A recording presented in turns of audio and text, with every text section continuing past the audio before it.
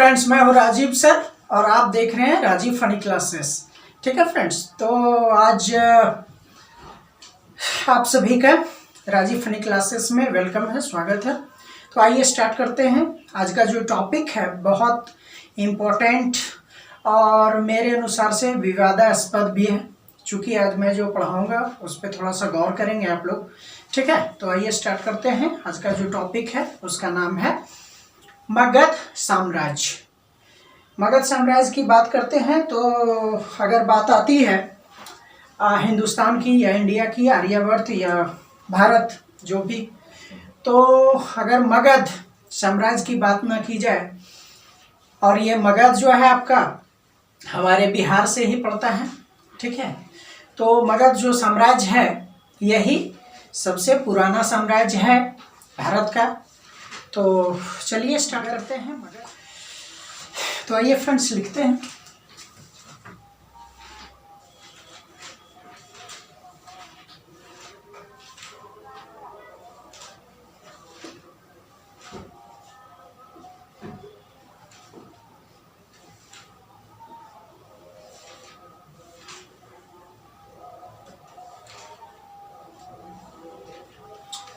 मगध का जो काल है यह इतिहासकारों के द्वारा 600 BC यानी बिफोर क्राइस्ट निर्धारित किया गया है। तो आइए लिखते हैं।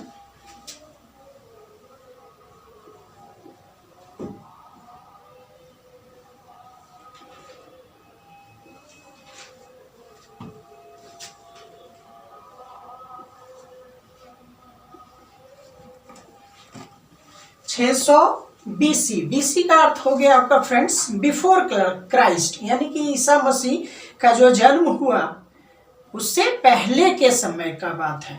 ठीक है, ईसा मसीह के जन्म से 600 वर्ष पहले की बात है। ईसा मसीह का जब जन्म हुआ तो उनके जन्म से 600 वर्ष पहले की बात है। ठीक है, तो आइए देखते हैं कि ईसा मसीह का जब जन्म हुआ उससे पहले 600 वर्ष पूर्व हमारे यहाँ, हमारे हिंदुस्तान में, हमारे इंडिया में, आर्यवर्त में, भारत में, हमारे बिहार के ना जो मगध, बिहार में जो मगध साम्राज्य स्थापित हुआ।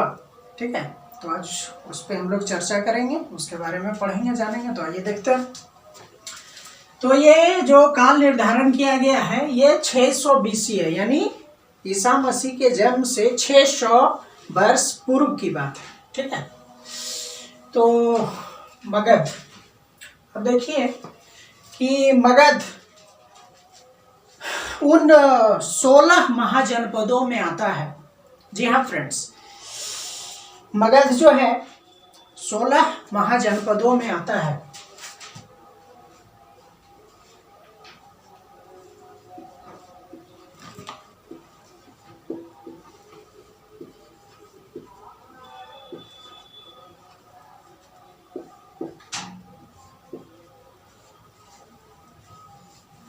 मगध जो है ये 16 महाजनपदों में एक जनपद आता है, और ये जो 16 महाजनपद है इसमें अपने आप को प्रूफ करने के लिए, अपने आप को बलशाली, सर्वशाली, सर्वशक्तिमान और सत्ता है ना, कि इनमें जो है सबसे ज़्यादा शक्तिशाली कौन सा होगा। तो इसमें जो है 16 महाजनपदों में से अपना जो बिहार में है मगध। ठीक है, तो ये मगध साम्राज्य उभर कर आता है, अपने आप को प्रूफ करता है, शक्तिशाली बनाता है। ठीक है, और चलिए इसके बारे में जानते हैं। तो जैसा कि आप जानते हैं कि महाजनपद का जो समय है ये 600 वर्ष पहले की बात है। महाजनपद कहा जाता है कि भारत में दूसरी नगरीय है ना या नागरिक क्या हुआ था, नागरिक जो है विद्रोह हुआ था। ठीक है, दूसरी सेकेंड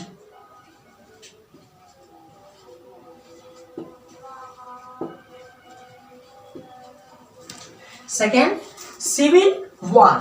ठीक है, माना जाता है कि हमारे देश में दूसरी बार सेकेंड सिविल वार हुआ था। ठीक है, और इसका जो समय है, इसका समय माना गया है कि आपका 600 BC है ना, 600 BC में सेकेंड सिविल वार हुआ था। और लोगों ने क्या किया कि इससे पहले वैदिक सभ्यता थी। इससे पहले कौन सी सभ्यता थी फ्रेंड्स? इससे पहले आपका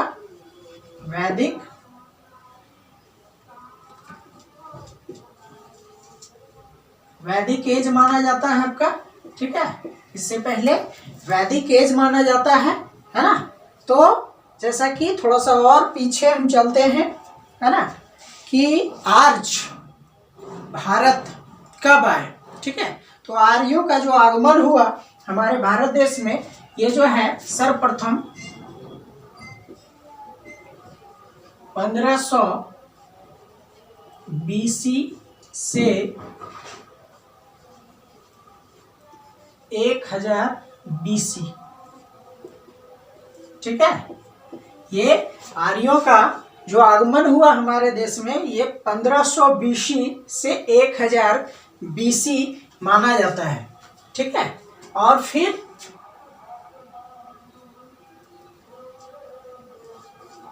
क्या हुआ? 1000 BC से 600 BC, है ना। तो पहले इंडो आर्यन, ठीक है, भारत आए 1500 BC से लेकर 1000 BC, है ना, ये आकर बसे और फिर पूर्व की ओर अग्रसर हुए, है ना। तो वहां से माना जाता है कि 1000 BC से लेके 600 BC। तो 600 BC में तो कहा जाता है कि ये जो काल है 1500 BC का जो काल है, ये ऋग वैदिक काल है आपका।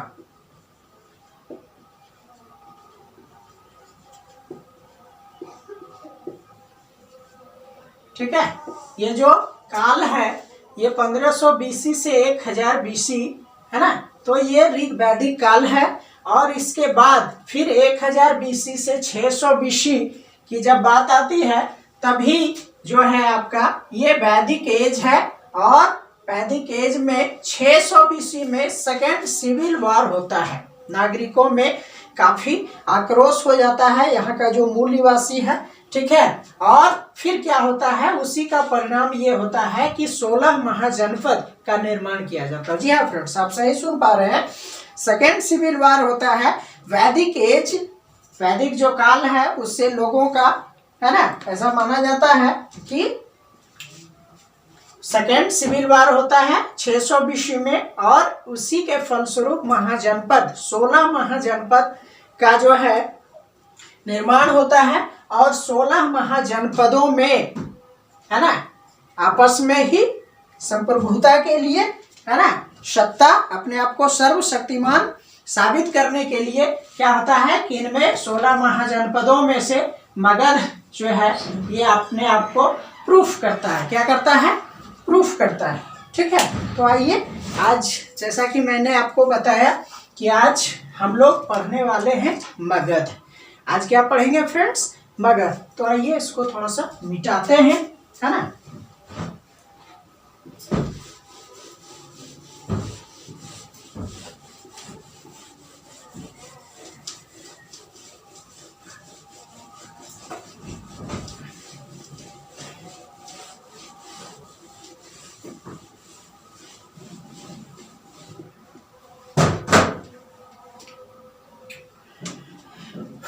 तो मगध, है ना। तो सबसे पहले हम लोग ये जानेंगे कि 600 BC बिफोर क्राइस्ट 600 BC का जो काल निर्धारण किया गया है ना। तो ये इतिहास के, हमारे इतिहासकारों के द्वारा किया गया है। लेकिन आज समझेंगे थोड़ा सा कि इसमें कहीं ना कहीं लगता है कि इतिहासकारों से कहीं ना कहीं कुछ भूल हुई है। तो आइए इस पे हम लोग चर्चा करते हैं।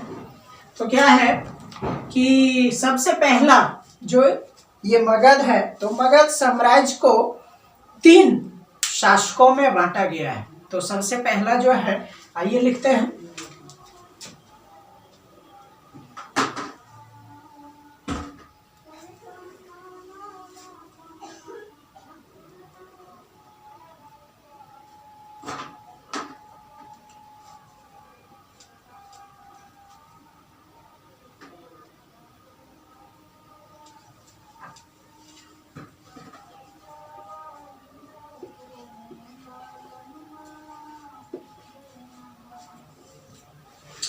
तो सबसे पहले आपका आता है हर्यक वंश। पहले क्या आता है फ्रेंड्स, पहले जो वंश का नाम आता है मगध साम्राज्य के लिए, तो वो नाम आता है आपका हर्यक वंश। क्या नाम आता है, ये पहला नाम आता है हर्यक वंश। और हर्यक वंश का जो समय निर्धारण किया गया है, ठीक है, तो जैसा कि कहा जाता है कि हर्यक वंश का संस्थापक जो थे वो आपके बिंबिसार थे। क्या थे, बिंबिसार।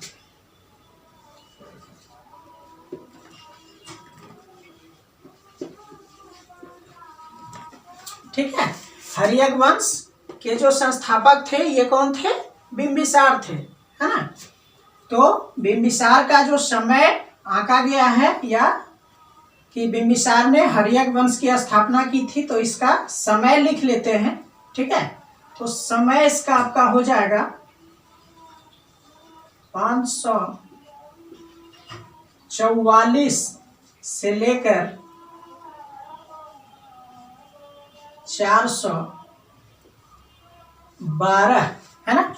ये 544 में बिंबिसार जो है हर्यक वंश की स्थापना करते हैं। ठीक है, बिंबिसार क्या करते हैं, 544 में हर्यक वंश की स्थापना करते हैं, और फिर ये वंश जो है 412 तक चलता है। जी हाँ फ्रेंड्स, कब तक चलता है, 412 तक चलता है। तो चलिए लिखते हैं कि कौन कौन से इसके बाद आपके मगध साम्राज्य पे, है ना, आए।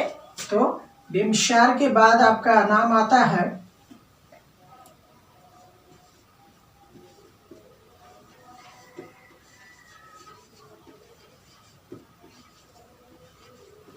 बिंबिसार के बाद आपका नाम आता है अजात शत्रु का। जी हाँ फ्रेंड्स, बिंबिसार के बाद नाम किसका आता है, बिंबिसार के बाद नाम आता है आपका अजात शत्रु का। ठीक है, और अजात शत्रु जो है इनको पितृहंता भी कहा जाता है। जी हाँ फ्रेंड्स, अजात शत्रु को क्या कहा जाता है, पितृहंता, है ना।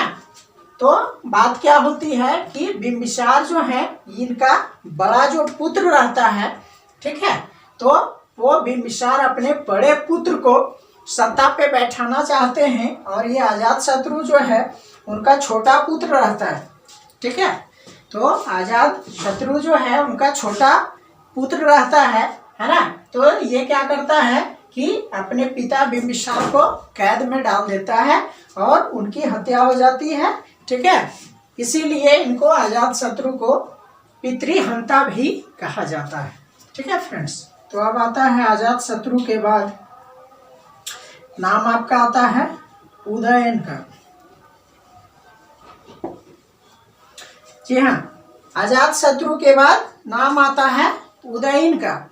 अब जैसा कि फ्रेंड्स विवाद के बारे में मैंने जो कहा कि मैं जब इतिहास पढ़ता हूँ, तो जैसे इतिहास, बिहार का इतिहास ले लीजिए, बिहार के जो राइटर हैं महेश कुमार बर्नवाल, तो उनके बुक में ये उदयन का जो समय दिया गया है ये 661 BC, 661 BC दर्शाया जाता है,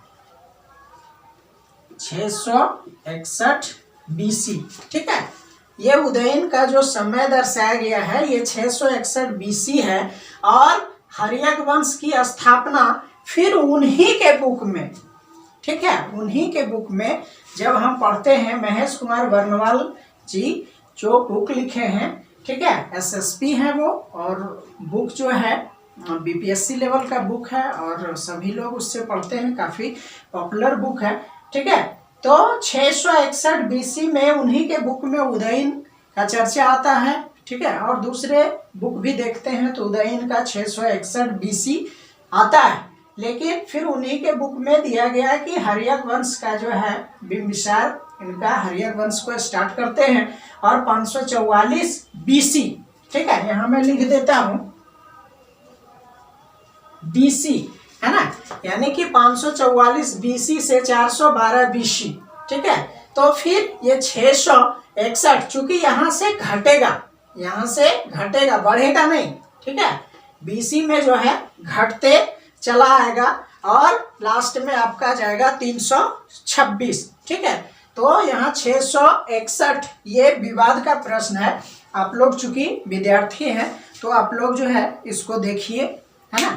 तो आइए चलते आगे।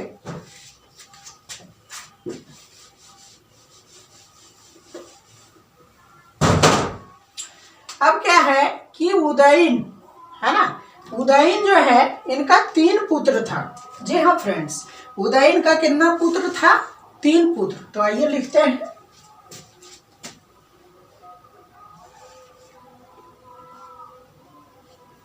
उदयन के जो बड़े पुत्र थे उनका नाम है अनिरुद्ध।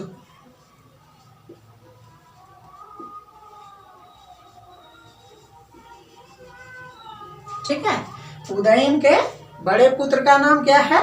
अनिरुद्ध।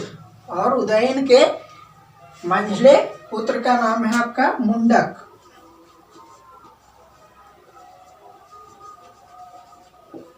ठीक है, उदयन के मंझले पुत्र का नाम है मुंडक। और सबसे छोटा जो है, जो 3 नंबर में आता है, इनका नाम है नागदशक।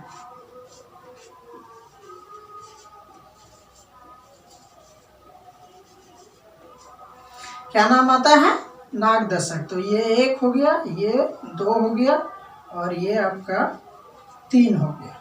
ठीक है, ये 1 हो गया अनिरुद्ध, दूसरा हो गया मुंडक, और तीसरा हो गया नागदशक। ठीक है, तो नागदशक का अकॉर्डिंग टू, यहाँ से अगर स्टार्ट होता है हर्यक वंश से, और बिंबिसार इसकी स्थापना करते हैं 544 में। ठीक है, तो ये 544 से लेके ये नागदशक तक का जो काल है ये 412।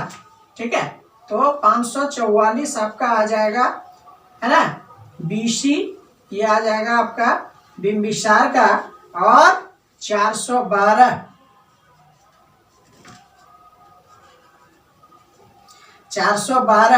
बीसी। ठीक है, 412, इसको मैं मिटा देता हूँ थोड़ा। 412 बीसी आपका जो है ये नागदशक कहा जाता है। ठीक है, अब अगर इसको समय के अनुसार से हम देखते हैं, समय के अनुसार से देखते हैं तो किसका कितना कितना समय का काल रहा, तो बिंबिसार का आपका जो है ये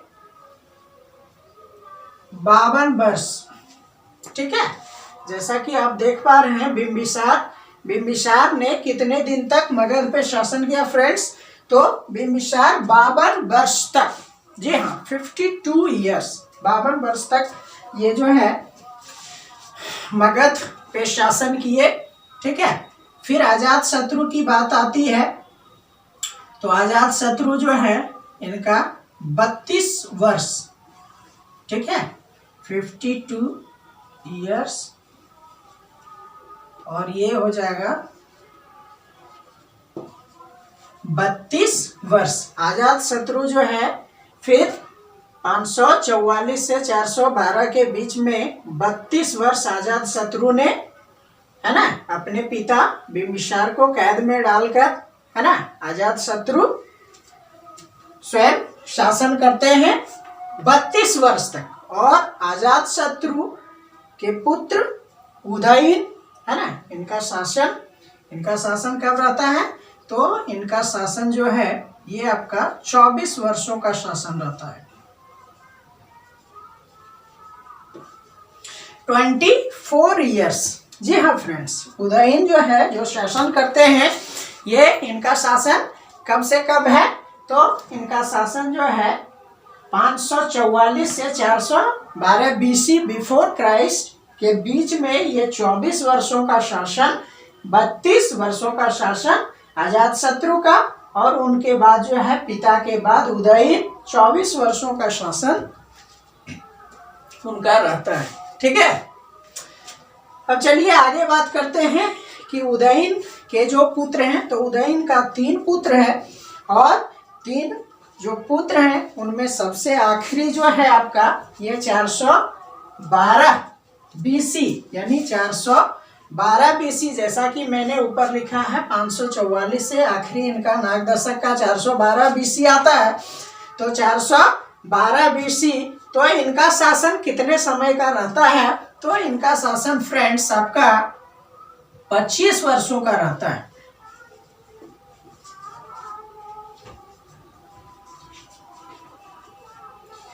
ठीक है, कितने वर्षों का रहता है? तो नागदशक का शासन कितने वर्षों का रहता है? तो नागदशक का शासन आपका 25 वर्षों तक रहता है। ठीक है, और एक बात और मैं बता दूं कि ये जो हर्यक वंश के संस्थापक हैं बिंबिसार, ये बिंबिसार आपके जो हैं ये गौतम बुद्ध के फ्रेंड हैं, ये गौतम बुद्ध के मित्र हैं और गौतम बुद्ध के ये संरक्षक भी हैं। जी हाँ फ्रेंड्स, आप सही सुन पा रहे हैं। बिंबिसार जिनकी चर्चा हो रही है, हर्यक वंश का, जिन्होंने स्थापना किया था मगध पे सत्ता पे जो पहली बार काबिज हुए थे 16 महाजनपद, जैसा कि मैं पहले बता चुका हूं कि 16 महाजनपदों में संप्रभुता की लड़ाई में, ठीक है, सबसे सर्वशक्तिमान जो है मगध उभर कर आता है 16 महाजनपदों में से। और मगध के संस्थापक जो है बिंबिसार, ये सबसे पहले हर्यक वंश का स्थापना करते हैं 544 में, और उनका जो शासन रहता है 412 बीसी तक। ठीक है, अकॉर्डिंग टू इंडियन हिस्ट्री। ठीक है, 412 बीसी यानी बिफोर क्राइस्ट तक नागदशक का आपका दर्शाया गया है। ठीक है, तो सबसे पहले बिंबिसार का 52 वर्षों का शासन रहता है 544 बीसी से। ठीक है, फिर उनके बाद अजातशत्रु, जिनको पितृहंता कहा जाता है, तो इनका शासन आपका पिता के बाद बिंबिसार को जेल में कैद में डालने के बाद, ठीक है, ये 32 वर्षों का रहता है। जैसा कि मैंने आपको बताया कि ये अपने बड़े पुत्र को बैठाना चाहते हैं, लेकिन ये छोटा पुत्र रहता है और ये क्या करते हैं, अपने पिता को कैद में डाल देते हैं। ठीक है, और 32 वर्षों का इनका शासन है। फिर इनका पुत्र उदयन, इनका 24 वर्षों का शासन है। और फिर इनका उदयन का 3 पुत्र होता है, पहला अनिरुद्ध, दूसरा मुंडक और तीसरा जो है नागदशक। और नागदशक का शासन जो है 25 वर्षों का रहता है। तो इस प्रकार से 544 से 412 तक बीसी तक ये शासन आता है। ठीक है फ्रेंड्स, तो अब मैं बात करता हूं कि बिंबिसार का।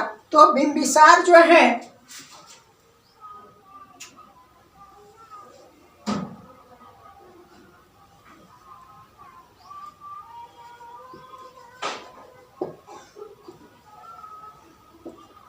ठीक है, बुद्धिज्म को मानने वाले ये हैं।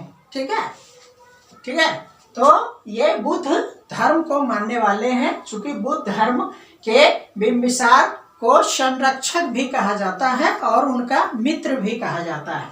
तो जैसा कि आप पढ़ चुके हैं कि बुद्ध का जन्म जो है ये आपका कब हुआ था? तो 563 बीसी में हुआ था।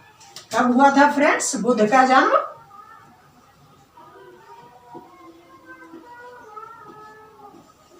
बुद्ध का जन्म जो है 563 बीसी में हुआ था और 544 में बिंबिसार जो है हर्यक वंश की स्थापना करते हैं।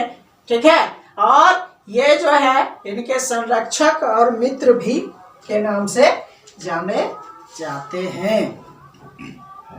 अब ये सब जो काल है जो इतिहासकारों ने लिखा है, ठीक है, तो इस पे चूंकि हम लोग विद्यार्थी हैं, आप विद्यार्थी हैं, जो भी इस वीडियो को देख पा रहे हैं, तो उनको आत्ममंथन करने की चीज है। तरह तरह के जो भी राइटर हैं, इंडियन राइटर हैं, उनके बुक को आप रखिए। ठीक है, और रखने के बाद सभी के काल को निर्धारण को देखिए, मिलाइए, समझिए कि कितना सही इन इतिहासों में है। तो आइए आगे बढ़ते हैं। ठीक है, तो बुद्ध को मानने वाले ये बिंबिसार, ये इनके संरक्षक भी थे और ये इनके मित्र भी थे। ठीक है, और बुद्ध का जन्म जो है 563 बीसी में माना जाता है। ठीक है, अब नागदशक जो आखिरी आपका आता है नागदशक, तो नागदशक का जो अमात्य था, ठीक है, नागदशक का कौन था फ्रेंड्स? तो नागदशक का जो अमात्य था, है ना, उन्होंने क्या किया कि नागदशक को अपदस्थ कर दिया। ठीक है, तो नागदशक के जो अमात्य थे उन्होंने इनको अपदस्थ कर दिया और उन्होंने क्या किया कि मगध की गद्दी पे वे विराजमान हुए और उनका नाम, तो इनका नाम आता है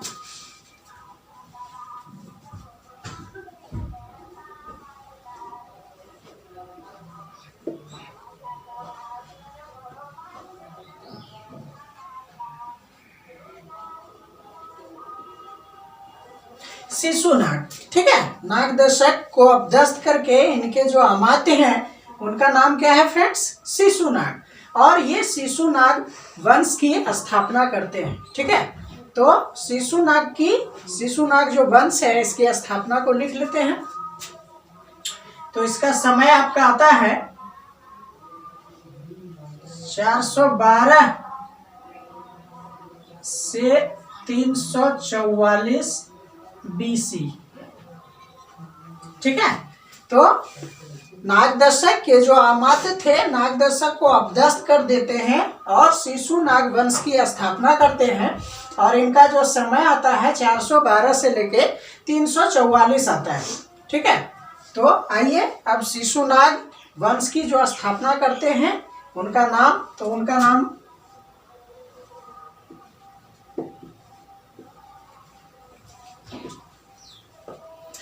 नाम शिशुनाग है। ठीक है, ये शिशुनाग जो है ये 412 BC। ठीक है, ये जो है 412 BC में क्या करते हैं? नागदर्शक को अपदस्थ करके शिशुनाग वंश की स्थापना करते हैं और इनका जो वंशज है ये 344 तक चलता है। ठीक है फ्रेंड्स, तो शिशुनाग के बाद कौन बैठते हैं? तो आइए देखते हैं। तो शिशुनाग के बाद आपका आता है कालाशोक। शिशुनाग के बाद कौन आता है? कालाशोक। और कालाशोक जो है इनको काकवर्म के भी नाम से जाना जाता है। किस नाम से जाना जाता है?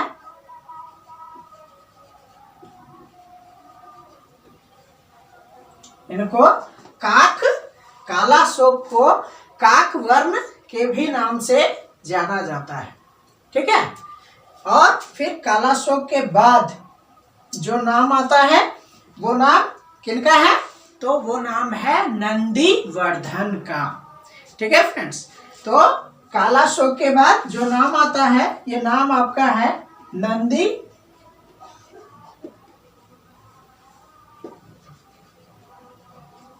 कालाशोक के बाद जो नाम आता है ये नाम है नंदीवर्धन का। अब देखिए यहाँ से फिर विवाद उत्पन्न हो जाती है।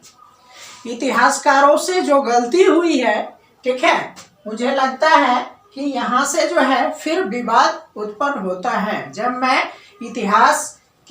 इतिहासकारों का जो बुक है उसको पढ़ता हूँ तो फिर जो है यहाँ से विवाद उत्पन्न होता है। आप लोग विद्यार्थी हैं, जो भी व्यूअर हैं इस वीडियो को देखते हैं, ठीक है, तो आप लोग भी पढ़िए कि यहाँ से फिर विवाद कैसे उत्पन्न होता है। तो फ्रेंड्स, जैसा कि कहा जाता है कि ये जो नंदीवर्धन है ये महावीर के बड़े भाई हैं। ये जो नंदीवर्धन है ये कौन है? आप सही सुन पा रहे हैं फ्रेंड्स, ये नंदीवर्धन जो है ये कौन है? ये महावीर के बड़े भाई हैं। और महावीर जो है नंदीवर्धन यानी अपने बड़े भाई से, ठीक है, आज्ञा लेकर वे तपस्या करने निकल जाते हैं। अपने बड़े भाई से आज्ञा लेकर, नंदीवर्धन उनका बड़ा भाई है और नंदीवर्धन से आज्ञा लेकर, ठीक है, तो जैसा कि सबसे पहले मैं बता दूं कि इनका जो भाई है उनका नाम क्या है? महावीर। क्या नाम है फ्रेंड्स? नंदीवर्धन के जो भाई हैं, छोटे भाई, उनका नाम महावीर है। और महावीर का जो जन्म है ये 540 ईस्वी यानी BC। इनका जन्म 540 BC, ठीक है, इनका जन्म 540 BC दर्शाया गया है इतिहास में। महावीर जो जैन धर्म के 24वें तीर्थकर हैं, जी हाँ फ्रेंड्स, आप सही सुन पा रहे हैं, महावीर जो जैन धर्म के 24वें तीर्थकर हैं, ये कौन से धर्म के हैं? तो महावीर जो है इनका जन्म होता है 540 बीसी में। और यहाँ जब आप देख पा रहे हैं कि नाग दशक के जो अमात्य थे उनको अपदस्थ करके 412 से 344 बीसी इसी वंशज में आपके नंदीवर्धन का नाम दिया गया है।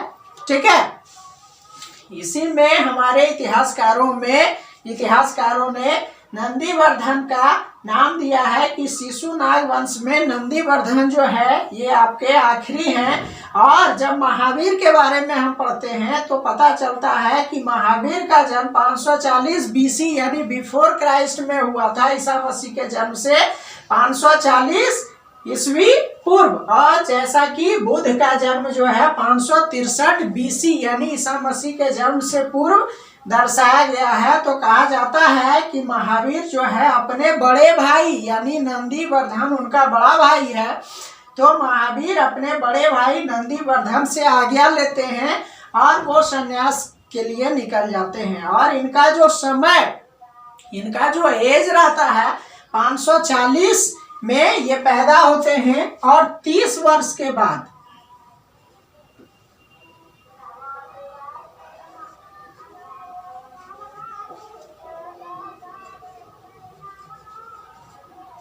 ठीक है 30 ईयर्स लेटर यानी 30 वर्ष के बाद। तो जैसा कि आप जानते हैं कि बिफोर क्राइस्ट बीसी के बाद घटते जाता है समय, तो 540 में अगर 30 वर्ष को घटा दिया जाए तो 510 वर्ष आता है। कितना आता है फ्रेंड्स? 510 आता है। जबकि यहाँ जो है 412 से 344 यानी 344 इनका समय दर्शाया गया है। इनका 344 समय दर्शाया गया है। जबकि 30 वर्ष की बाद है ना, ये क्या करते हैं, महावीर जो है नंदीवर्धन से आज्ञा लेकर, ठीक है, ये निकल जाते हैं संन्यास के लिए। ठीक है, तो यहाँ पे कुछ मुझे लगता है कि इतिहासकारों से चूक हुई है, विवादास्पद ये समय है। तो आप लोग विद्यार्थी हैं, आप लोग भी इसका मंथन करिए। ठीक है, अब इसके बाद क्या होता है कि एक नया वंश है ना, नंदीवर्धन के बाद जो है एक यहाँ नया वंश, आइए लिखते हैं।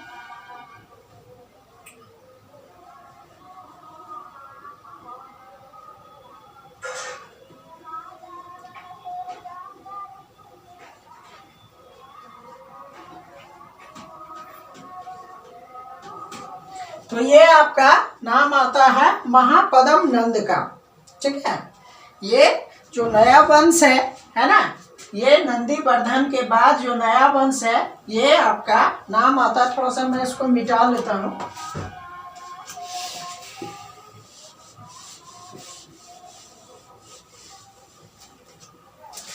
तो ये नाम आता है आपका महापद्म नंद। ठीक है, और इनको आप नंद वंश के भी नाम से जानते हैं।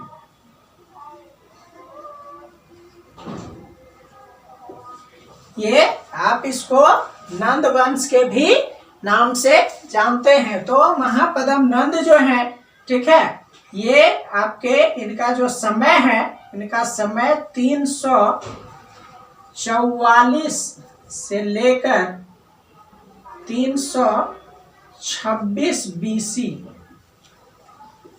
ठीक है, महापद्म नंद यानी नंद वंश, इनका जो समय हमारे इतिहास में दर्शाया गया है 344 से लेकर 326 बीसी। क्योंकि 325 में जो है चंद्रगुप्त मौर्य का शासन आ जाता है, और हमारे इतिहासकारों का कहना है कि चंद्रगुप्त मौर्य का जो शासन है वो अलग शासन है। ठीक है, तो ये भी विवादास्पद है मेरे अनुसार से। तो ये आपका नंद वंश का जो शासन है, तो ये महापद्म नंद जी जो हैं ये 344 में according to Indian history 344 Mahapadma Nanda जो है ये आपके मगध के तीसरे शासक हैं, ठीक है। और ये महापद्म नंद जो है, इनके 8 पुत्र हुए। कितने पुत्र हुए फ्रेंड्स? इनके 8 पुत्र हुए।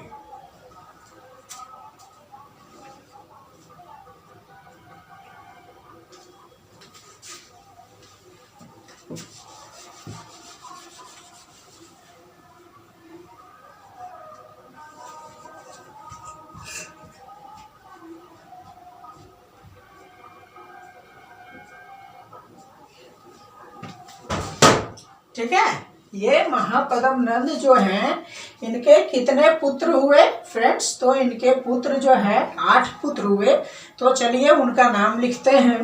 तो नंद वंश में पहला जो नाम आता है, चलिए फ्रेंड्स उसको लिखते हैं। तो पहला नाम है आपका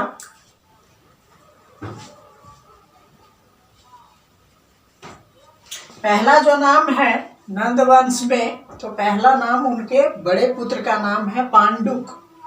पहला क्या नाम है फ्रेंड्स? पांडुक। और दूसरा क्या है?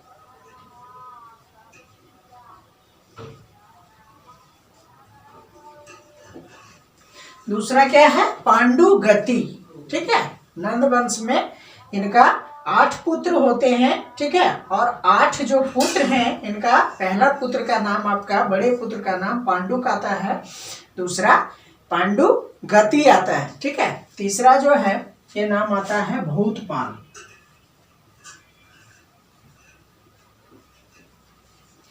तीसरा नाम क्या है फ्रेंड्स? भूतपाल। ठीक है, पहला आपका हो गया पांडुक, दूसरा पांडुगति, तीसरा भूतपाल। और चौथे के नाम लिखेंगे तो चौथा आपका आता है राष्ट्रपाल।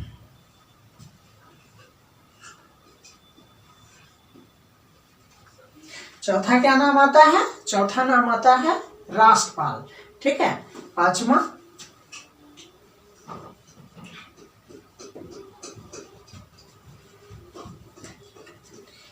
क्या नाम आता है? पांचवा नाम है आपका गोविशानक। ठीक है, तो नंदवंश या महापद्म नंद। ठीक है, तो इनका पहला जो पुत्र है पांडुक, दूसरा पांडुगति, तीसरा भूतपाल, चौथा राष्ट्रपाल और पांचवा गोविशानक। ठीक है, छठा लिखते हैं। छठा में आपका हो जाएगा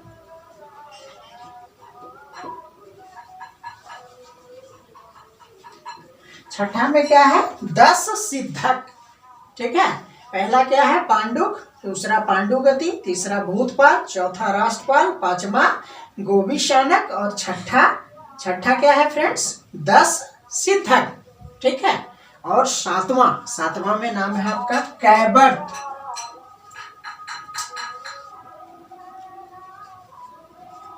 क्या नाम है? सातवां कैवर्त। ठीक है, और आठवां जो पुत्र है वो आपका धनानंद।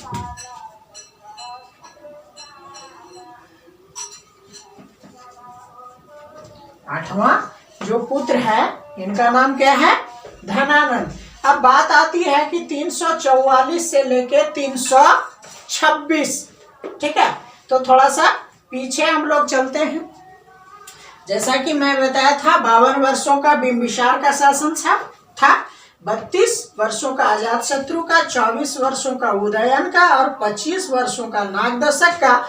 और फिर उनके अमात्य, ठीक है, शिशुनाग है ना, इनको नागदशक को अपदस्त करके शिशुनाग वंश की स्थापना करते हैं, है ना, 412 में।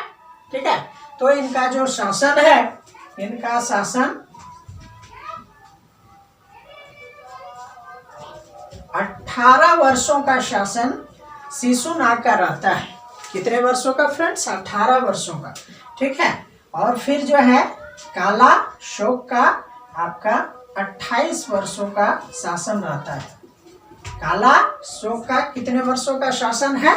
28 वर्षों का। और नंदीवर्धन का शासन बताया गया है, कितने वर्षों का है? तो इनका 22 वर्षों का शासन बताया गया है। ठीक है, इनका शासन 22 वर्षों का बताया गया है अकॉर्डिंग टू इंडियन हिस्ट्री, जो हम इतिहास का बुक पढ़ते हैं। ठीक है, जिनके बुक से बीपीएससी का क्वेश्चन आता है, जिनको पढ़ पढ़ के लोग बीपीएससी की तैयारी करते हैं, वो बुक तो शिशुनाग का 18 वर्षों का शासन, कालाशोक का 28 वर्षों का शासन, है ना, नंदीवर्धन का 22 वर्षों का शासन, और महापद्म नंद इतने बड़े शासक, उनका मात्र जो है 10 वर्षों का शासन, ओनली 10 years, ठीक है, ओनली 10 years बताया जाता है। चूंकि जब 344 से, है ना, 326, ठीक है, 344 से 326 आपका आता है धनानंद का, ठीक है, धनानंद का आपका 326 BC, ये धनानंद का आपका 326 BC आता है। और इनका महापद्म नंद का जो है 344 से 334, ठीक है, 344 से 334 ये जो है मात्र महापद्म नंद का बताया गया है, जो कि सिर्फ 10 वर्षों का शासन है, ठीक है। और 326 आपका धनानंद का बताया गया है, जबकि इतिहासकारों ने, है, और भी इतिहास, और जब वही जो बुक है उसी को जब हम देखते हैं, पढ़ते हैं, ठीक है, तो पता चलता है, हाँ, महेश कुमार बर्नवाल जी का बुक है, तो जब हम देखते हैं, पढ़ते हैं, तो पता चलता है, क्या पता चलता है कि ये जो इनका 8 पुत्र का शासन है, ये 100 वर्षों का शासन रहा है फ्रेंड्स। जी हाँ, विवादास्पद बात यही है कि इनका जो 8 पुत्र है, इनका सभी पुत्र का जो शासन है ये 100 years का शासन है, 100 वर्षों का शासन है। इनका 8 पुत्रों का जो शासन है ये इतिहास में, है ना, 100 वर्षों का शासन है, जबकि 344 से लेकर 326 सिर्फ बताया गया। चूंकि 326 के बाद जो है 325 से, हाँ, क्योंकि 326 जो समय है यही समय जो है अलेक्जेंडर का था।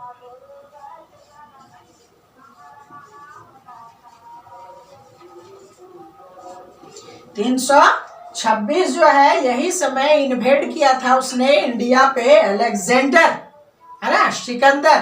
तो 326 BC धनानंद के समकालिक सिमिलर थे वो, और इनका 326 बताया गया है। और फिर आगे जो है सिर्फ इनका धनानंद का 326 बताया गया, और इतिहासकारों ने धनानंद का जो शासन है उसके बाद चंद्रगुप्त का शासन 325,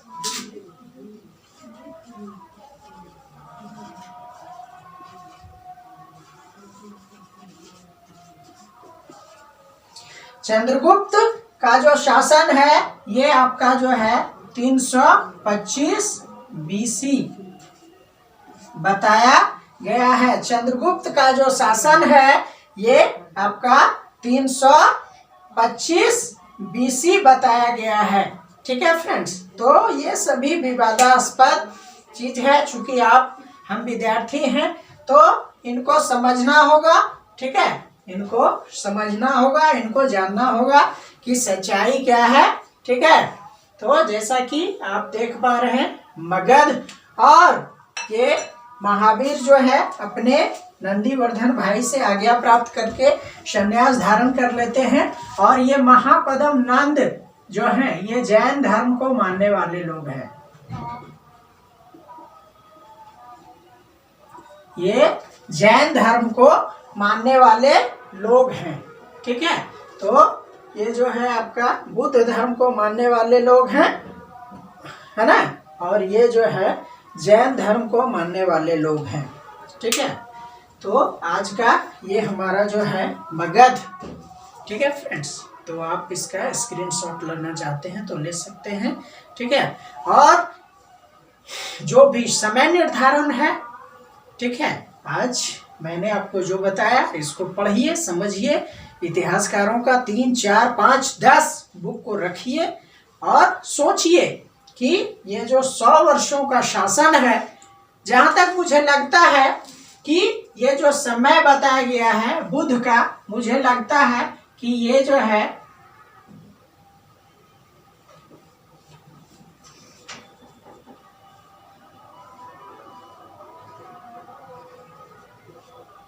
660 बीसी है ना, 660 बीसी बुध का समय होना चाहिए, लेकिन ये 563 बीसी यहाँ से बताया गया है, जो कि विवादास्पद मुझे लगता है। तो आज यही ठीक है। तो आगे के लिए जो है मैं आपको महाजनपद जो है उसको फिर आगे विस्तार रूप से बताऊंगा। तो आज के लिए इतना ही, ठीक है फ्रेंड्स। तो इसका स्क्रीनशॉट